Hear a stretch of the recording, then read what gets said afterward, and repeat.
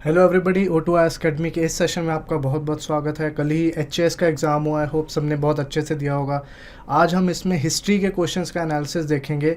ये देखेंगे किस तरह के क्वेश्चंस आए, क्या वो टफ़ थे, उनका लेवल क्या था, जो HAS कमीशन है वो किस तरह के क्वेश्चंस अब डाल रहा है। तो ये सारी चीज़ें हम डिस्कस करेंगे। तो लेट्स जस्ट स्टार्ट। तो ये क्वेश्चंस हैं हिस्ट्री के, तो पहले इनके आंसर्स देखते हैं, फिर हम देखते हैं कि क्या ट्रेंड रहा है, किस तरह का लेवल हो रहा है धीरे धीरे। तो सारी चीज़ें हम एक वन बाय वन डिस्कस करेंगे। सो फर्स्ट क्वेश्चन से हम स्ट्रेट अवे स्टार्ट करते हैं। ऐरावतेश्वर टेम्पल जो दरशुराम में है, ये किसने बनाया था? तो बेसिकली जो दरशुराम है ये थंजावुर में पड़ता है, दैट इज़ टैंजोर। तो मतलब कि ये चोलास के टाइम पे टेम्पल्स बना था। जो ऐरावतेश्वर टेम्पल है ये चोला टेम्पल है और इसको राजा राज 2 ने बनवाया था। सो ए इसका करेक्ट आंसर होगा। और ये राजा राज 1 नहीं है, जो सबसे महान चोला रूलर्स में से एक थे, ये राजा राज 2 है। ये बात यहाँ पे ध्यान रखनी है। और साउथ इंडिया के जो चोला स्टाइल टेम्पल्स है, इवन पल्लवा स्टाइल टेम्पल्स, वो तो सबसे इम्पोर्टेंट टेम्पल्स में से एक हैं ये। और इससे भी बड़ी बात, ये जो टेम्पल है ये बृहदेश्वरा टेम्पल, जो कि तंजौर में इंडिया के सबसे बड़े टेम्पल्स में से एक है, उसी का एक मॉडल है। और ये यूनेस्को के जो ग्रेट चोला टेम्पल्स हैं, ग्रेट लिविंग टेम्पल्स, जो टेम्पल्स ऑफ चोलाज हैं, लिविंग टेम्पल्स ऑफ चोलाज, उसमें भी इसका नाम शुमार है। तो ये एक यूनेस्को साइट भी हो जाती है अगर हम बात करें। सो इसका करेक्ट आंसर होगा।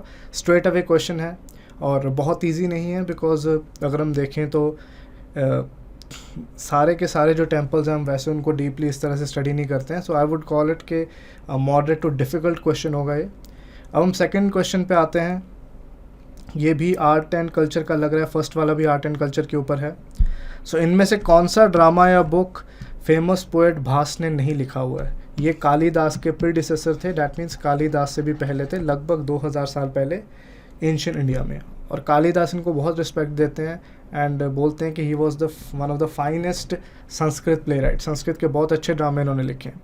अगर हम इन चारों ऑप्शंस को यहाँ पे पढ़े, ए कर्णभरा, बी उरुभंग, सी दूतवाक्य और डी शिशुपाल वध, सारे के सारे जो प्लेज हैं वो किससे रिलेटेड हैं? महाभारत एपिक से रिलेटेड है। अब इसमें कर्णभरा, उरुभंग और दूतवाक्य, ये तीनों भास ने लिखे हुए हैं। तो इसका करेक्ट आंसर होगा डी शिशुपाल वध। तो ये आपका कुछ एक फैक्चुअल सवाल हो गया, because you need to know कि कौन से राइटर ने कौन से इंपॉर्टेंट वर्क्स यहाँ पे लिखे हुए हैं। लेकिन थोड़ी अगर हम इसकी बात करें तो कर्णभरा कर्ण की स्टोरी है, जो अंगराज कर्ण होते हैं महाभारत में, उस कैरेक्टर की स्टोरी है जिसमें इसको एज अ हीरो प्रेजेंट किया गया है और not as a villain. Even though वो दुर्योधन की साइड पे थे, लेकिन स्टिल उसकी कहीं ना कहीं उसके पॉइंट ऑफ व्यू से ये स्टोरी या फिर ड्रामा बताया हुआ। B is Urubhanga. Urubhanga means crushed thighs. That means जब जंगा टूट गई थी दुर्योधन की, तो दुर्योधन के पॉइंट ऑफ व्यू से महाभारत का जो वर्णन है इसमें किया गया है। ये अगेन एक जो विलियन है उसको थोड़ा सा हीरो के फॉर्म में प्रोजेक्ट किया गया है इसमें। सो फिर से महाभारत की स्टोरी है। थर्ड इज़ दूत वाक्य। जब श्री कृष्ण जो हैं वो दूत बन के जाते हैं हस्तिनापुर में कि भाई लड़ाई मत करो, ये महाभारत टाली जा सकती है, तो ये जो प्ले है उस चीज़ के रिगार्डिंग है। तो ये तीनों भास ने लिखे हुए हैं। लेकिन फोर्थ की बात करें, शिशुपाल वध, जब शिशुपाल का वध हुआ था तो ये एक मगहा नाम के स्कॉलर ने लिखा था 7th सेंचुरी AD के आसपास। तो मगहा नाम के स्कॉलर ने शिशुपाल वध को लिखा है। सो डी इसका करेक्ट आंसर होगा। और बाकी सारे के सारे जो हमारे भास हैं उन्होंने लिखे हुए हैं। अब हम आते हैं third question. So second question भी हम बहुत इजी नहीं कहेंगे, बिकॉज बहुत सारे उसमें प्लेस दिए हुए हैं, सारे के सारे नेम याद करना हमेशा उतना इजी नहीं रहता है। Now let's come on to third. यहाँ से मिडिएवल इंडिया के 1-2 क्वेश्चंस होंगे। सो इनमें से आपने फॉरेन ट्रैवलर को उनके कंट्री से मैच करना है। अगेन आई वुड से कि मॉडरेट टू डिफ़िकल्ट सवाल है। सो फर्स्ट स्टेप पिएट्रो डेला वैले, then John fryer, Niccolo मनुची, then Johannes दिलाय। तो इन चारों में से देखना है कि किसके कॉरेस्पॉन्डिंग जो देश है वो गलत है या सही है। अगर आपको यहाँ से कुछ भी आइडिया ना लगे तो आप जस्ट ये देख सकते हैं कि कौन सा नाम कौन सी कंट्री को कहीं ना कहीं संबोधित करता है, उसका लगता है। अगर हम जॉन फ्रायर देखें, this is a typical English name, तो ये इंग्लैंड का बिल्कुल हो सकता है। निकोलो मनुची, इस तरह के नाम अगर आप इटली के बारे में कभी पढ़ें तो इस तरह के नाम इटली में बहुत कॉमन होते हैं। So this is also correct. Johannes दिलाय, डी वाले जितने ही नाम हैं मोस्टली डच या आपको बेल्जियन मिलेंगे। सो इसके सही होने के चांसेस भी उतने ही जाएँ। अब हम ए की अगर बात करें, पिएट्रो डेला वैले, तो ये एक फ्रेंच नेम नहीं लग रहा है। सो अगर हम इवन गेस वर्क पे या फिर आप इंटेलिजेंट गेस भी यहाँ पे मारना चाहें तो यहाँ पे ए ही ऑप्शन बनता है। जो पिएट्रो डेला वेले थे ये इटली से थे, और ये सारे के सारे ट्रैवलर्स ने इंडिया ट्रैवल किया हुआ है, किसी ने ज़्यादा किसी ने कम, but all over the travellers जिन्होंने इंडिया में ट्रैवल कर रखा है, मोस्टली या तो ब्रिटिश इंडिया के टाइम पे या फिर मुगल्स के टाइम पे। सो जो हमारे इटालियन ट्रैवलर हैं ये वाला करेक्ट आंसर हो जाएगा, बिकॉज ये फ्रांस दिया हुआ है, जबकि पिएट्रो जो थे वो इटली से बिलोंग करते थे। सो इसमें थर्ड क्वेश्चन में जो है हम ए इसमें करेक्ट ऑप्शन होगा। अब हम आते हैं फोर्थ क्वेश्चन पे। तारीख़ राशिदी नाम की जो किताब है वो किसने लिखी है? अहमद यादगार, मिर्ज़ा हैदर दुगलत, गुलाम हुसैन या फिर शेख रिज़कुल्लाह मुश्ताकी। अब जो तारीख़ राशिदी है ये मुग़ल हिस्ट्री के बारे में बात करती है, मुग़ल हिस्ट्री बाबर से लेके हुमायूं तक। तो early history of the Mughals जो है वो इस तारीख़ राशिदी में डिस्कस की गई है। अगर हम तारीख़ वर्ड की भी बात करें, एक फ़ारसी वर्ड है जिसका मतलब है हिस्ट्री। तारीख़ डेट भी होती है, लेकिन तारीख़ हिस्टोरिकल अकाउंट के लिए भी हम यूज़ करते हैं। सो ये लिखी थी मिर्ज़ा हैदर दुगलत ने, जो कि बाबर के कज़न थे, कज़न ऑफ बाबर, जो समरकंद में पैदा हुए, और उनके बारे में बेसिकली हुमायूं और बाबर के बारे में इन्होंने काफ़ी चीज़ें इस बुक में लिखी हैं, इवन दो एनसीईआरटीज़ वगैरह में हम ये चीज़ें नहीं पढ़ते हैं। तो इसका बी करेक्ट आंसर होगा। अगेन आई वुड से कि मॉडरेट टू डिफ़िकल्ट क्वेश्चन है, बिकॉज ये चीज़ हम नॉर्मली एनसीईआरटीज़ और इवन स्टैंडर्ड टेक्स्ट में भी इनको नहीं देखने को मिलता है। So I would call it a difficult question. अब हम आते हैं फिफ्थ क्वेश्चन के ऊपर। अब यहाँ से मॉडर्न इंडिया के क्वेश्चन स्टार्ट हो जाते हैं। Indian association for the cultivation of science, जो कि 1876 में बनाया गया था, इसको किसने बनाया? तो correct answer will be Mahendra Lal Sarkar, जो कि बंगाली थे और एक डॉक्टर भी थे उस टाइम पे, जिन्होंने काफ़ी ज़्यादा इम्पोर्टेंट रोल प्ले किया इंडिया में साइंस की तरक्की के लिए। इन्होंने साइंस की कांग्रेस भी इस टाइम पे उसका गठन किया, और जो रेगुलर इंटरवल्स पे ये लोग साइंस के और भी मीटिंग्स वगैरह करवाते रहते थे। तो महेंद्र लाल सरकार की अगर हम बात करें, बहुत ही इंपॉर्टेंट साइंटिफिक पर्सनैलिटी हैं प्री इंडिपेंडेंस इंडिया में। साइंटिफिक पर्सनैलिटी जैसे कि जगदीश चंद्र बोस थे, जिन्होंने अगेन बायोलॉजी के कुछ कंसेप्ट से बहुत काम किया, प्लांट्स के ऊपर बहुत काम किया, तो इन्होंने भी काफ़ी चीज़ें की। ये खुद डॉक्टर थे, इसलिए साइंटिफिक टेम्परामेंट प्रमोट करने की बात करते थे। Now let's come on to sixth question. अब सारे यहाँ से मॉडर्न ही हैं, पिछला भी मॉडर्न ही था। सिक्स्थ क्वेश्चन इज़ कि lord Ripon the saviour of India and his rule the beginning of a golden age in India, ये डायलॉग जो है, ये जो बेसिकली फ्रेज़ है, वो किसने दिया है? अब ऐसे जो स्टेटमेंट बेस्ड क्वेश्चंस होते हैं, उनके ऊपर गेस मारना या फिर उनको बहुत अच्छे से प्रिडिक्ट करना कि कौन सा होगा, ये बहुत डिफ़िकल्ट टास्क है। नाउ डजंट मीन कि अगर इस बार 2 स्टेटमेंट आ गए, अब सारी स्टेटमेंट्स कहीं ना कहीं रटना शुरू कर दें। सो बहुत अगर टफ लगे तो ऐसे क्वेश्चंस को जाने देना है, बिकॉज हम सारी की सारी स्टेटमेंट्स बुक से नहीं पढ़ सकते हैं। सुमित का सरकार या फिर बिपिन चंद्रा में जो स्टेटमेंट्स इंपॉर्टेंट मिल रही हैं वही करनी है। तो इसमें करेक्ट आंसर होगा फ्लोरेंस नाइटिंगेल, जो कि 1854 के क्रिमियन वॉर में बहुत इंपॉर्टेंट रोल प्ले किया है इन्होंने, एज अ नर्स बहुत इंपॉर्टेंट रोल प्ले किया है। तो इन्होंने ही ये स्टेटमेंट बोली, लॉर्ड रिपन ने, जिन्होंने इंडिया के लिए असल में काफ़ी चीज़ें करी भी। सो इसका करेक्ट आंसर होगा, अगेन आई वुड से अ वेरी डिफ़िकल्ट क्वेश्चन, क्योंकि इसका गेस मारना या फिर यू कैन से एलिमिनेट करना, इसका कोई स्कोप ही बच नहीं जाता है। Now let's come on to 7th question.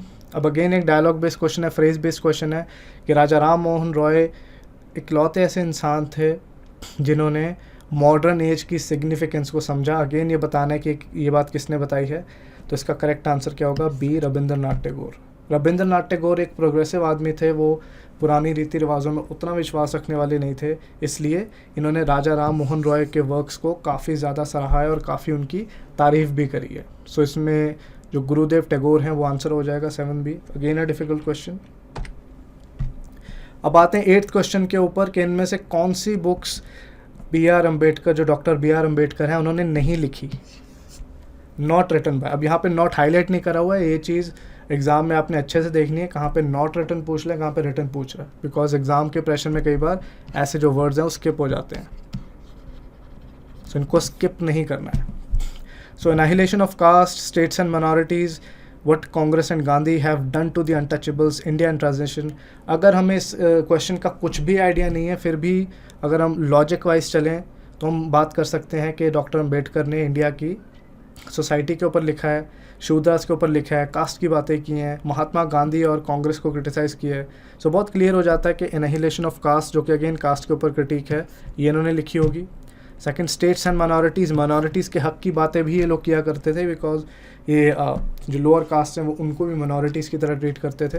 And see what Congress and Gandhi have done to the untouchables, वो कांग्रेस के बहुत एंटी थे, इसलिए ये किताब भी उनके साथ हम जोड़ के देख सकते हैं। सो तीनों के तीनों यहाँ पे गलत हो जाएंगे। India and transition will be the right answer, D. इसको लिखा है एम.एन. रॉय, जो कि इंडिया के फाइनेस्ट कम्युनिस्ट में से एक थे और बहुत इंपॉर्टेंट लीडर थे, जिनको ज़्यादा जगह हिस्ट्री में नहीं दी गई है अगर हम बात करें। सो इसमें D will be the right answer, that is India and transition. India and transition में कुछ नहीं है, 1800 के एंड में और 1950s तक 50-60 साल में इंडिया के सिनेरियो को इसमें बताया गया है। अब 9th क्वेश्चन, ये कंपैरेटिवली इजी है। आपने बताना है कि कौन सा पेयर करेक्टली मैच नहीं है। यहाँ पे एजुकेशनल कमिटीज़ या फिर कमीशंस की बात की गई है। सो सैडलर कमीशन जो है वो 1917 में आता है, दैट इज़ करेक्ट, ये बिल्कुल आता है। हंटर कमीशन जो है वो 1887 में आता है, दिस इज़ रॉन्ग, बिकॉज 1882 में हंटर कमीशन की जो रिपोर्ट है वो आती है, जिसमें W.W. हंटर नाम के जो पर्सनैलिटी हैं, जो कि ICS ऑफिसर हैं, इंग्लिश अपने ब्रिटिश राज में ICS ऑफिसर, जो कि स्टैटिस्टिशियन भी थे, बहुत बड़े स्कॉलर भी थे, उन्हीं की चेयरमैनशिप के अंडर ये कमीशन बिठाया गया था। सीज हार्टॉग कमेटी, ये भी एजुकेशन की स्थिति को लेकर एक बनाया गया था कमेटी, और ये 1929 में ही इसका सिस्टम आता है, इसकी रिकमेंडेशन आती हैं, डैट इज़ ऑल्सो ट्रू। और यूनिवर्सिटीज़ एक्ट 1904 में ये भी सही है। सो 20 का करेक्ट आंसर होगा। इसमें अगेन एक फैक्चुअल सवाल है और आपको यहाँ पे रॉन्ग ईयर देखना है कि किसका रॉन्ग ईयर में हो रहा है यहाँ पे सिस्टम। तो 1887 की जगह डैट विल बी 1882। अब ये 10th क्वेश्चन है, अगेन मॉडर्न हिस्ट्री का, जो कि इसको हम कह सकते हैं लास्ट क्वेश्चन पूरे हिस्ट्री वाले सेगमेंट से। सो इंडियन इंडिपेंडेंस कमेटी, जो कि लाला हरदयाल और उनके कुछ साथियों ने बनाई थी, वो कहाँ पे बनाई थी? अब बड़े इंडियन जो फ्रीडम फाइटर्स हैं, उन्होंने फ़ॉरेन में काफ़ी अच्छा कंट्रीब्यूट किया, चाहे गदर पार्टी की हम बात कर लें या फिर किसी और भी चीज़ की या किसी और ग्रुप की। तो लाला हरदयाल ने कई दोस्तों के साथ मिलके बर्लिन में एक पार्टी बनाई थी, जिसको बर्लिन कमेटी भी कहा जाता है, डैट इज़ इन जर्मनी। 1914-15 के आसपास ये बनती है। गदर रेवोल्यूशन जब चल रहा है नॉर्थ अमेरिका में, उसी के टाइम पे ये चीज़ बनती है, और इसको हिंदू जर्मन कॉन्स्पिरेसी का पार्ट भी माना जाता है, हिंदू जर्मन कॉन्स्पिरेसी, क्योंकि सिंस जर्मनी यूके का, USA का बहुत कट्टर दुश्मन था बेसिकली यूके का, तो कुछ इंडियंस चाहते थे कि जर्मनी और जापान की हेल्प से हम अपनी इंडिया की जो आज़ादी हैं वो करवा सकते हैं। सो इनके साथ अगर हम लाला हरदयाल की बात करें, इनके साथ वीरेंद्र नाथ चट्टोपाध्याय भी थे, और इनके साथ और भी काफ़ी रेवोल्यूशनरीज थे जिन्होंने जर्मनी में काफ़ी इंपॉर्टेंट रोल प्ले करने की कोशिश करी है। और अगर हम ट्रेंड की बात करें या फिर अगर वेटेज की बात करें, तो 2 क्वेश्चंस आर्ट एंड कल्चर से आए हैं।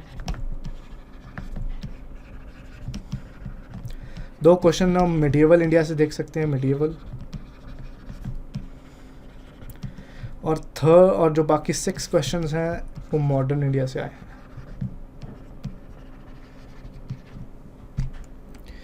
ओनली 10 क्वेश्चंस, जबकि पिछले बार 14 के आसपास क्वेश्चंस थे। तो बेसिकली एक मोटा मोटा जो स्कीम समझ में क्या आ रहा है कि हिस्ट्री के क्वेश्चंस और इवन बाकी सब्जेक्ट्स के 10 to 15 इन नंबर में वेरी करेंगे। वो कभी नंबर 10 भी हो सकता है, 12 भी हो सकता है, 14 या 15 भी जा सकता है। इस बार 10 ही क्वेश्चन आए हैं, और इसमें से भी जो सबसे ज़्यादा फोकस है मॉडर्न इंडिया पे है। एंशिएंट पे जो फोकस है वो ना के बराबर है, और कुछ ही फोकस जो हमें मिडिएवल इंडिया की ओर दिखता है। सो डैट मीन सबसे ज़्यादा फोकस हमें किस चीज़ पे करना है, डैट इज़ मॉडर्न इंडिया, और वो भी फैक्चुअल क्वेश्चंस काफ़ी पूछे गए हैं। यहाँ पे कंसेप्चुअल क्वेश्चंस का जो एक सिस्टम है वो हमें नहीं दिख रहा है यहाँ पे। तो अगर मैं इसके डिफ़िकल्टी लेवल की बात करूँ, पूरा हिस्ट्री का जो सेगमेंट है, आई would call it moderate to difficult. 1-2 question को छोड़ के ईजी हम इसको नहीं कह सकते। और अगर हम और भी इसमें चीज़ें देखना चाहें, तो पर्सनालिटी बेस्ड क्वेश्चंस बहुत आ रहे हैं मॉडर्न में। पर्सनालिटी, राजा राम मोहन रॉय के बारे में पूछ लिया, महेंद्र लाल सरकार के बारे में पूछ लिया, और स्टेटमेंट्स पूछ ली। और अगर हम बात करें स्टेटमेंट्स बेस्ड, हालांकि मैं फिर से बात रिपीट कर दूं, अब ये नहीं है कि आप सारी स्टेटमेंट्स पढ़ना शुरू कर दें। जो बुक्स में, जो स्टैंडर्ड बुक्स में स्टेटमेंट्स दी हैं, आपने उसी के ऊपर ध्यान देना है, अदरवाइज़ तो काउंटलेस स्टेटमेंट्स हैं, आप रट ही नहीं सकते इस चीज़ को। देन अगर हम बात करें तो फैक्चुअल वाली बात हम ऑलरेडी कर चुके हैं। यहाँ पे 1857 रिवोल्ट और even English east India company की जो बैटल्स हैं, मतलब इन टॉपिक्स से जहाँ कि हम एक्सपेक्ट करते हैं कि इन टॉपिक्स में से क्वेश्चंस आते हैं, यहाँ से कुछ भी नहीं आया, लिटरली यहाँ से कुछ भी नहीं आया।